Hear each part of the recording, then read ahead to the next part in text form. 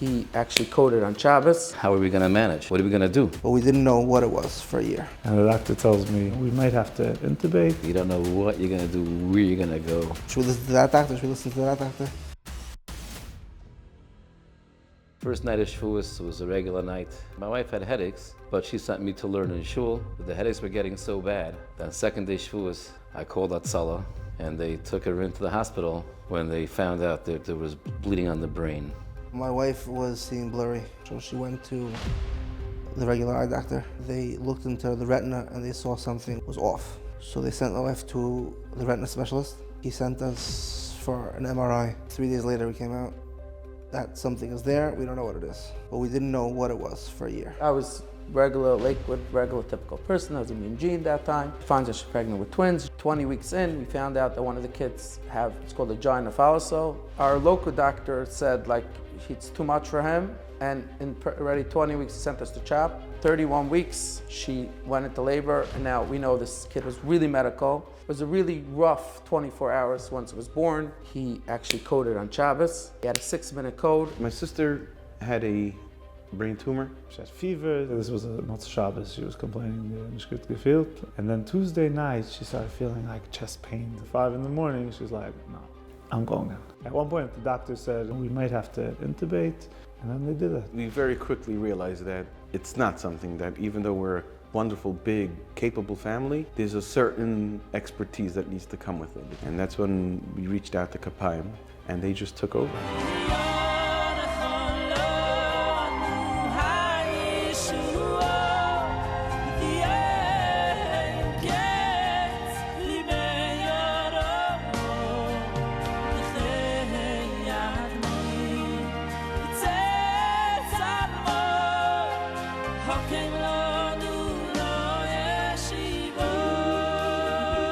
At some point, while we were trying to have a normal life, it was just a very big struggle, the logistics. So meals you can get from here, you can get from there, but at home, it's just me, my wife, and the kids. She's just limited, she can't do so much. Family is one thing, but to go take volunteers, this, that, it was not what we typically would do.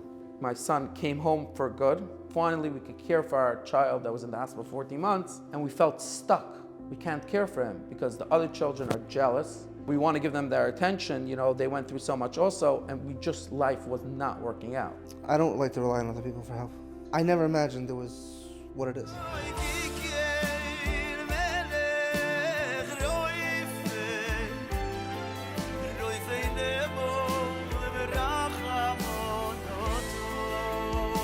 Kapayim started in Lakewood about 5 years ago. It was run by a wonderful couple, and for a few reasons, they weren't able to do it anymore. My wife was helping families, and she's like, we can't just let this die. It has to exist. She called the Kapayim office in New York and said, listen, you need to help me out. Maybe you take it over. And I was like, me take it over? So they convinced us to take it over, and we've been running it since then.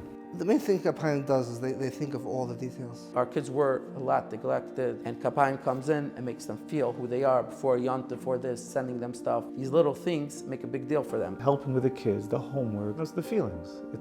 The kids shouldn't have trauma more than the basic news, what they're getting. 2 weeks ago, my son was again in the hospital. 2 years old already, he's active, he's playing, and he's playing with the same forks and knives that he has from the Birkat Cholim room. Kapayim hears that we're in the hospital. Within 24 hours, we got a box of toys. With the toys, made him feel better, like he has what to do and he's calm. And once he's calm, a lot of things went back down. Each family has a family coordinator, and that family coordinator coordinates with the cooks, and they get them custom-tailored meals to what the kids want. It's love. It's not food, it's love.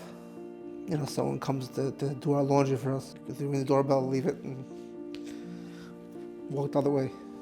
If not, stam. Only with love.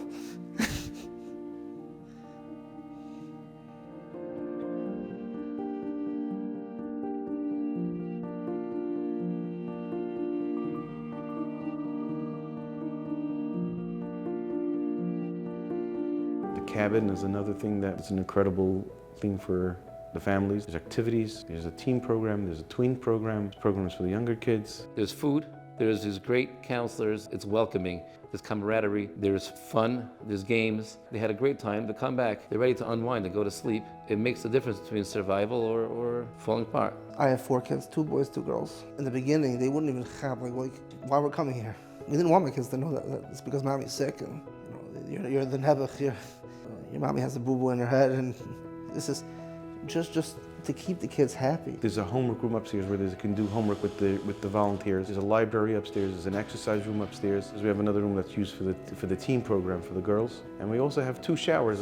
Some of the children, when they come here, they're given their showers. When they come home, they're ready to go to bed. They're in pajamas and ready to go to bed. My kids come home thrilled, and that even when there is stress because of the appointments, or my wife after she had brain surgery, she was out of commission. My kids didn't feel that they were missing. They felt that they had more.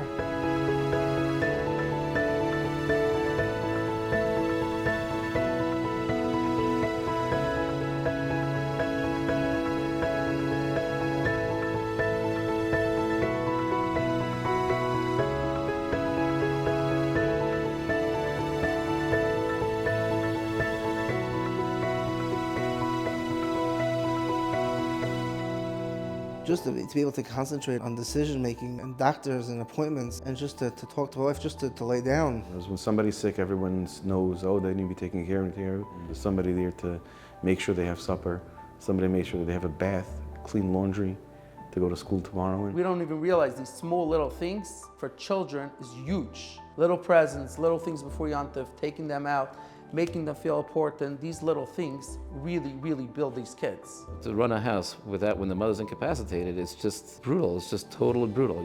It's just brutal. You can't, it's just, how much could you do? How do you manage? So the people that bring the Shabbos ring the doorbell, I come to the door, their back is already turned towards the car. A family without Kapayim, they don't even realize how much dysfunction they're going through. It's the unseen victims.